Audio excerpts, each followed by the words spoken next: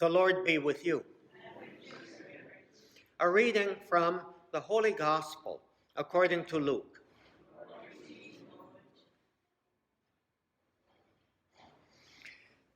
Jesus said, "What is the kingdom of God like? To what can I compare it? It is like a mustard seed that a man took and planted in the garden. When it was fully grown, it became a large bush, and the birds of the sky dwelt in its branches." Again he said, "To what shall I compare the kingdom of God? It is like yeast that a woman took and mixed in with 3 measures of wheat flour until the whole batch of dough was leavened." The Gospel of the Lord. Praise to you, Lord Jesus.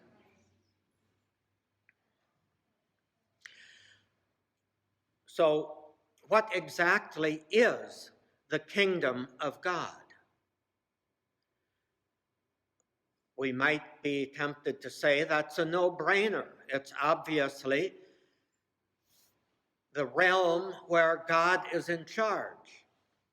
And if we let God be in charge of our lives, we are part of the kingdom of God. And if we promote God being in charge of the world, then the world becomes or draws closer to being the kingdom of God. And that's not entirely false, but it's not entirely true either. There is more to it than that. Because it's quite possible for us to interpret the kingdom of God as something that is kind of out there and something that we have to work and struggle to bring about, particularly by converting other people so that they all join together as members of the kingdom. That too is not entirely false, but it's not entirely true. There is something beyond that. We saw yesterday in talking about and reflecting on St. Simon and St. Jude, who were some of the last named of the apostles, and for most of us, kind of mysterious characters who are named, but we don't know anything more about them. But we reflected on there are indications that these last named apostles, Simon and Jude, and even Judas Iscariot, were actually members of a revolutionary zealot party that sought to bring about the kingdom of God by a violent overthrow of the Roman government. And that the leader of the kingdom of God would be God's anointed one, that is, the Messiah. And they were expecting Jesus as Messiah to be that leader of a violent revolution. And they had to undergo a conversion of their own hearts. What they wanted was to convert the world, but they had the wrong idea of what conversion means.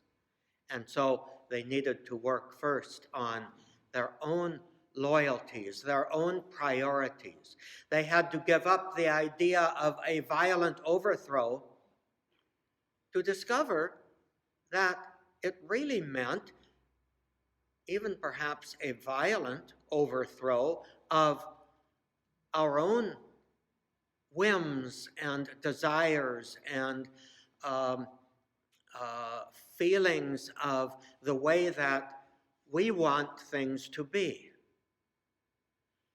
The question then becomes, as Jesus tells us in this gospel, how do we bring that about?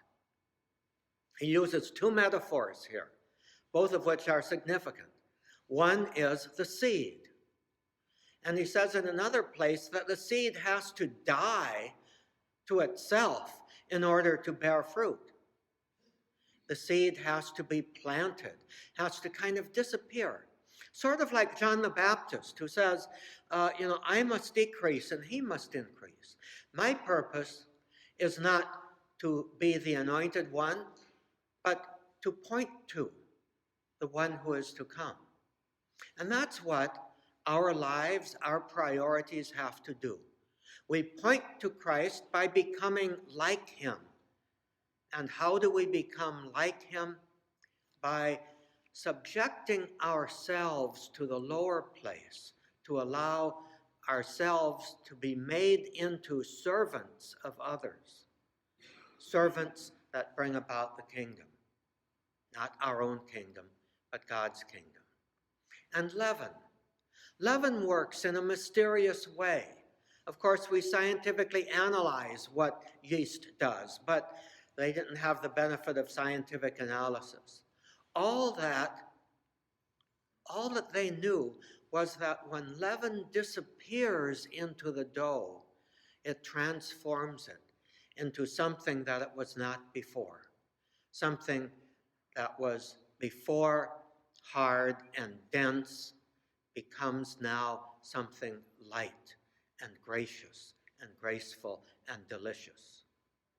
And so that is what we as leaven are called to do in our midst, to transform our communities and our world into being people who are like God, who love without condition, who don't say, well, I love you because you do good things for me, and I don't love you because you don't do good things for me, and you threaten me, and you don't behave the way I think you should.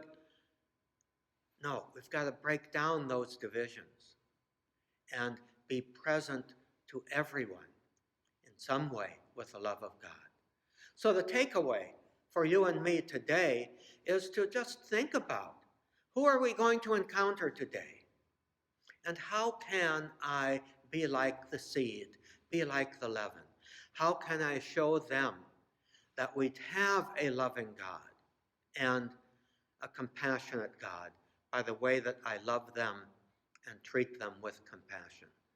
Once we do that, the kingdom of God will be coming among us.